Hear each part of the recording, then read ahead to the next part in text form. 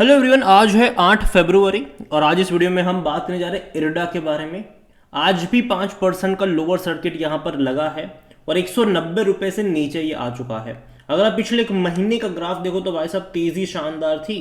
100 रुपये से गया था 210 तक। उसके बाद पिछले 2 ट्रेडिंग सेशन से लगातार 5-5% के करेक्शन देखने को मिल रहे हैं।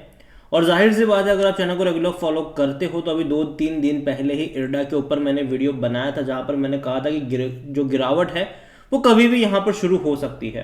क्योंकि देखो, अगर इससे पहले भी अगर इसका ग्राफ देखोगे तो जब भी पैसा डबल हुआ था, जैसे कि 64 रुपीज से 120 पर जब गया था, ये पैसा डबल हो गया था, तो उसके बाद आपको 20% का करेक्शन देखने को मिला था। इस बार भी ऐसा ही कुछ हुआ। 103 रुपए से जब पैसा डबल हो गया 209 पे गया, तो जाहिर सी बात है यहां से आप 20-25% का जो करेक्शन है वो एक्सपेक्ट जरूर करोगे। और ये मैंने तब भी कहा था, और अभी अगर आप देखो तो लगातार वो करेक्शन बनते नजर भी आ रहे हैं।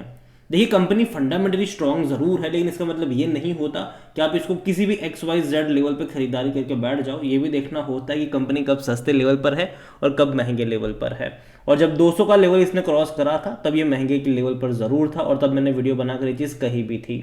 यहां पर अभी अगर आप देखोगे तो करेक्शन बन जरूर रहे। आज का दिन ऐसा रहा कि अगर कोई बेचना भी चाह रहा होगा तो बेच नहीं पाया होगा, क्योंकि कोई खरीदने को तैयार था नहीं। स्ट्रेट अवे 5% का लोअर सर्किट यहां पर लगता हुआ नजर आ गया। अगर वॉल्यूम की बात करें तो आज तकरीबन 83 लाख के आसपास के शेयर्स यहां पर ट्रेड होते नजर आए। बड़ी क्वांटिटी में अभी भी यहां पर ट्रेडिंग चल जरूर रही है। और जहां तक इरडा, देखो कंपनी जो है वो लोन बांटने का काम करती है। According to Moneycontrol user 90% लोग कह रहे हैं खरीदारी करो, 5% लोग कह रहे हैं बेचो और भाग जाओ, 5% लोग कह रहे हैं होल्ड करो। यहां पर देखो, रूफटॉप सोलर की जो स्कीम्स है उसको के चलते कहीं ना कहीं बहुत बड़ा फायदा इस कंपनी को भी होगा लॉन्ग टर्म में। और पीएम मोदी भी इसको लेकर अनाउंसमेंट कर चुके हैं। लेकिन आप ये भी समझिए कि ये एक लौती कंपनी नहीं है, ठीक है। आरईसी पीईसी भी इनके ही बिजनेस में घुस रही है, जो 2 और सरकारी कंपनियां हैं वो। और जहां तक डिविडेंड की बात करें तो हालांकि वो पे नहीं कर रहा है, लेकिन बहुत जल्दी पे आउट करना भी स्टार्ट करेगा ये, क्योंकि कंपनी के रेवेन्यू अच्छे हैं, कंपनी के प्रॉफिट्स जो है वो अच्छे लग रहे हैं। यहां पर कंपनी को लेकर देखें तो पिछले 2 दिनों में 10% का मतलब ये गिरा जरूर है। कई सारे एनालिस्ट की भी यहां पर रिकमेंडेशन देखने को मिल रही है। देखिए, 32 रुपए का इसका आईपीओ प्राइस है, नवंबर में ही अभी लिस्ट हुआ था। 50 रुपए के ऊपर ये लिस्ट हुआ था और उसके बाद 60 रुपए के लेवल पर end of the day close हुआ था। तब से लेकर अब तक अगर हम देखेंगे तो डेफिनेटली इसने 700% तक का रिटर्न बनाकर दे दिया। अगर आप 200 रुपए का लेवल, 209 रुपए का लेवल अगर आप काउंट करते हैं तो ऑलमोस्ट 700% का रिटर्न, मतलब 7x रिटर्न इसने बनाकर दे दिया, वो भी 3 महीने से भी कम टाइम में। ऐसी तेजी बहुत कम देखने को मिलती है। यहां पर अगर आप देखोगे तो टेक्निकल सेटअप को लेकर देखा जाए तो मेजर काउंटर सपोर्ट यहां पर 170 रुपए के आसपास का देखने को मिल रहा है, और अगर वो भी लेवल तोड़ेगा तो और ज्यादा पेन देखने को मिलेगा। हालांकि इरडा को लेकर देखा जाए तो यहां पर 180 का लेवल यहां पर बहुत ज्यादा इंपॉर्टेंट नजर आ रहा है। यहां पर जो रवि सिंह है उनका कहना है कि IREDA stock is looking weak and it may slip towards 170 rupees level. 200 रुपए का जो रेजिस्टेंस है वो परेशान कर रहा है इसको। AR रामचंद्रन जो कि टिप्स टू ट्रेड्स के हैं, उनका भी यही कहना है कि चार्ट जो है वो एक्सट्रीमली बेरिश नजर आ रहा है, ओवरबॉट जोन में नजर आ रहा है, और जो रेजिस्टेंस है वो 200 रुपए के आसपास देखने को मिल रहा है। जिगर एस पटेल जो है उनका भी कहना है, जो कि आनंद राठी रिसर्च के एनालिस्ट है, उनका भी कहना है कि जो सपोर्ट है वो 180 रुपए के आसपास है, और जो यहाँ पर रेजिस्टेंस है वो 200 रुपए के आसपास देखने को यहाँ पर मिल रहा है। इसके अलावा अगर आप देखो तो प्रभुदास लीलाधर के जो रिसर्च एनालिस्ट है उनका कहना है कि the stock has witness a tremendous rally within a short span of the time. Near term support would be around 180 zone where it expect consolidate and one can enter the second round of momentum. Ours views neglect over, अगर आप देखो तो यहाँ पर 168 rupees का zone confirm नजर आ रहा है, लेकिन एक बाई नजर आ सकती है 170-180 के आसपास। ये भी उनका यहाँ पर कहना जरूर है। देखिए, कंपनी देखा जाए तो खराब नहीं है, कंपनी अच्छी है। एक मिनी रत्न कंपनी आप इसको कह सकते हैं, जो कि अंडर अगर आप देखो तो ministry of new and renewable energy के सेक्टर में काम करती है। कंपनी के अगर आप वेबसाइट पे चले जाओगे तो कंपनी के एक नहीं कई सारे बिजनेस है, कई सारे बिजनेस कंपनी के नजर आ रहे हैं रिन्यूएबल एनर्जी में। और कंपनी अगर आप देखो तो इनका प्रोजेक्ट पोर्टफोलियो भी काफ़ी अच्छा है, विंड में भी है, सोलार में भी है, स्मॉल हाइड्रो में भी है, बायोमास में भी कंपनी नजर आती है, छोटे शॉर्ट टर्म लोन भी प्रोवाइड करवाती है, स्टेट फैसिलिटीज़ वगैरह के लिए भी कंपनी काम करती है। तो चीज़ें यहाँ पर देखने को मिल तो रही है, और पॉजिटिव मैं कहूँगा कि बिज़नेस इनका उतना बुरा नहीं है, बिज़नेस इनका अच्छा ज़रूर है। लेकिन ये कह देना कि भाई साहब चीज़ें यहाँ पर बहुत अच्छी हो जाएगी, बहुत बेहतर चीज़ें होगी, सोलार को लेकर भी इनकी काफ़ी बड़े पैमाने पर इन्वेस्टमेंट वगैरह देखने को मिल रही है। लोन पोर्टफोलियो भी इनका मेरे हिसाब से अच्छा है, बुरा नहीं है। तकरीबन अभी हाल फिलहाल में तकरीबन ये 60,000 करोड़ के आसपास का जो लोन है उसको मैनेज करने का काम कर रही है। इवन अगर आप देखोगे तो डिजिटल इंडिया की बात करें या फिर रूफटॉप सोलर की बात करें, और आने वाले टाइम में जो हमारे पीएम मोदी ने भी उसको लेकर अनाउंसमेंट करा है कि आने वाले टाइम में उसको भी बहुत ज़्यादा पुश करा जाएगा, तो कहीं ना कहीं लोन बांटने का काम यहाँ पर और ज़्यादा देखने को मिलने वाला है। और कंपनी जो है उम्मीद करते हैं कि चीज़ें इनके लिए और बेहतर हो। लेकिन जैसे कि मैंने कहा, वैल्यूएशन नाम की भी कोई चीज़ होती है। इसका पी 45 का था, सेक्टर पी 20 का है, मतलब अभी देखने को मिल रहा है। तो जाहिर सी बात है इतने हाई वैल्यूएशन के ऊपर ये जस्टिफाई नहीं करता, जबकि इनके कंप्यूटर अगर आप देखोगे तो 10 के पी पर पीएफसी है और 12 के पी पर आरईसी है। और अभी 2 दिन पहले ही मैंने इसके ऊपर वीडियो बनाया था, तब गिरावट की शुरुआत हुई भी नहीं थी।